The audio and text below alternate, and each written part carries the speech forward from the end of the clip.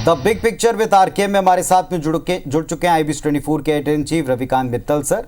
Ravi sir, शुक्रवार को दिन भर अग्निवीरों को लेकर प्रधानमंत्री मोदी हर उस सवाल को आंसर कर चुके हैं जिससे विपक्ष पहले भी उठा चुका है। बीजेपी रूलिंग स्टेट ने भी इस पर कुछ कदम बढ़ाए। क्या अब भी इस पर विरोध का कोई सियासी स्कोप बचा है?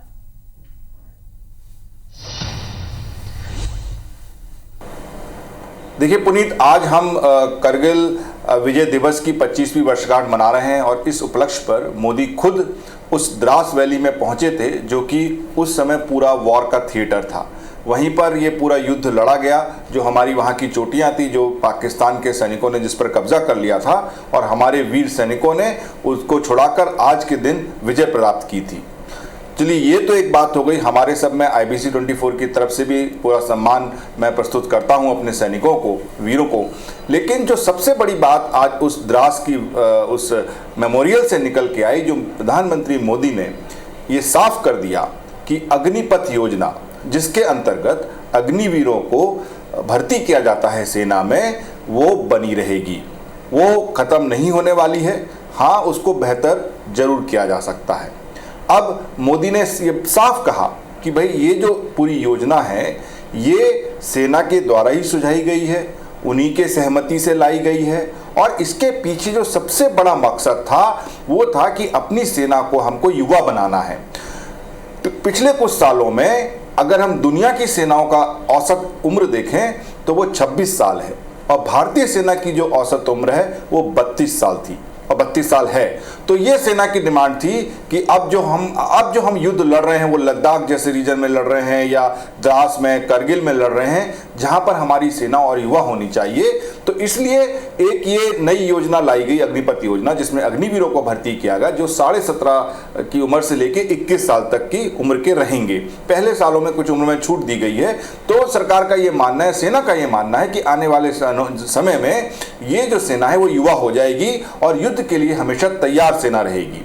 दूसरा, चूंकि ये शॉर्ट सर्विस कमीशन है तो अब जो है, जो वॉरफेयर है, जो युद्ध है, वो मॉडर्न हो गए हैं, वो तकनीक वाले हो गए हैं, मॉडर्न टेक्नोलॉजी वाले हो गए हैं, जिसके लिए हमें अपनी सेना को मॉडर्न करने के लिए ज़्यादा पैसा खर्च करना पड़ेगा। तो ये जो शॉर्ट सर्विस कमीशन है, तो इससे एक सेना का अनुमान है कि जो पैसा बचेगा वो कम से कम सेना को आधुनिक बनाने में काम आएगा।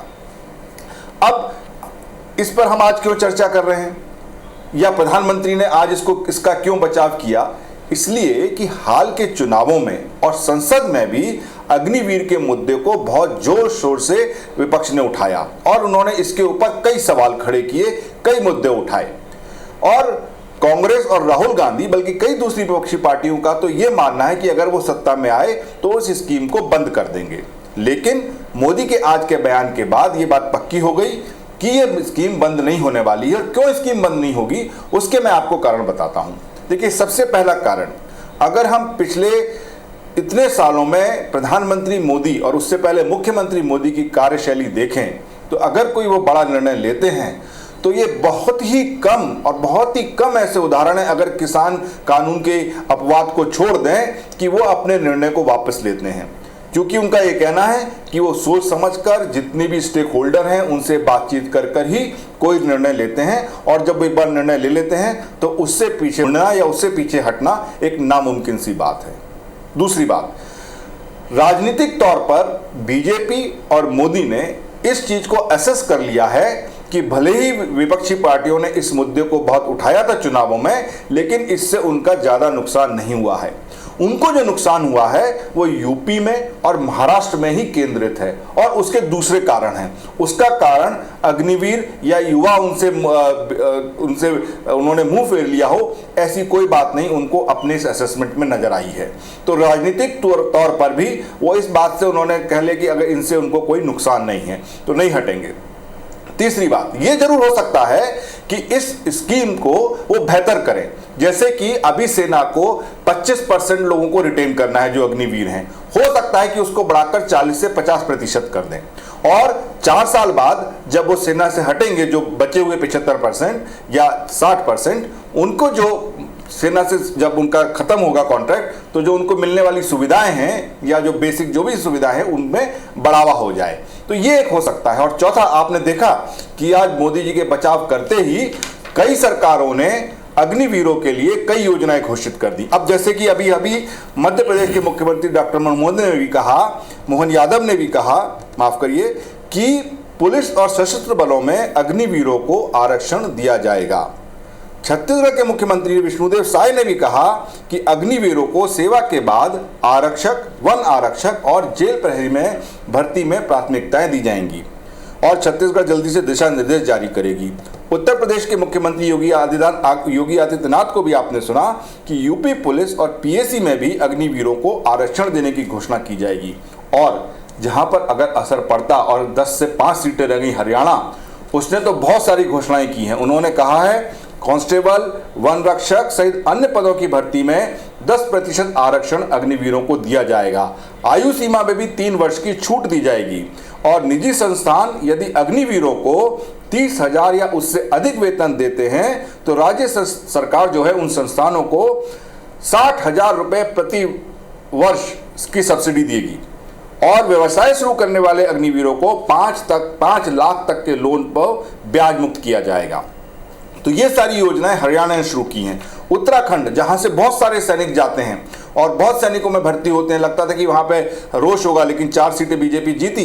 उस सरकार ने भी घोषणा की है कि सरकारी नौकरियों में उनको आरक्षण दिया जाएगा अग्निवीरों को। पुलिस और अन्य सरकारी विभागों में भर्ती करने की उत्तराखंड सरकार ने योजना शुरू की है और सैनिक कल्याण विभाग को भी प्रस्ताव तैयार करने के आदेश दिए गए हैं। साथ ही उनका कौशल प्रशिक्षण भी किया जाएगा। तो ये तो अभी शुरुआत है। जितनी भी मुझे लगता है कि बीजेपी की सरकारें हैं वो अग्निवीरों के लिए करेंगी, क्योंकि आज प्रधानमंत्री ने उनको संकेत दे दिया है। तो मेरा ये मानना है कि देखिए, इसमें ये स्कीम अच्छी है या इसमें कुछ खामियां हैं, इस पर अलग अलग मत हो सकते हैं, लेकिन एक बात पक्की है कि ये सरकार इस स्कीम को वापस नहीं लेने वाली, बल्कि इसको वो बेहतर ही करेगी। तो ये बात सही है कि सरकार ने अपनी तरफ से कुछ इनिशिएट उठाकर या कदम उठाकर के तय कर दिया है कि वो इसे बंद तो नहीं करेंगे, लेकिन हाँ, इस पर अगर कुछ सवाल हैं तो उनका जवाब देने की कोशिश की जाएगी। लेकिन क्या विपक्ष अपने पुराने ही सवालों पर डटा रहता है और वो कितना सरकार को परेशान कर सकते हैं, इसके लिए थोड़ा इंतजार करना पड़ेगा। शुक्रिया रवि सर, आज की इस बिग पिक्चर पर है एक पहलू पर बातचीत के लिए।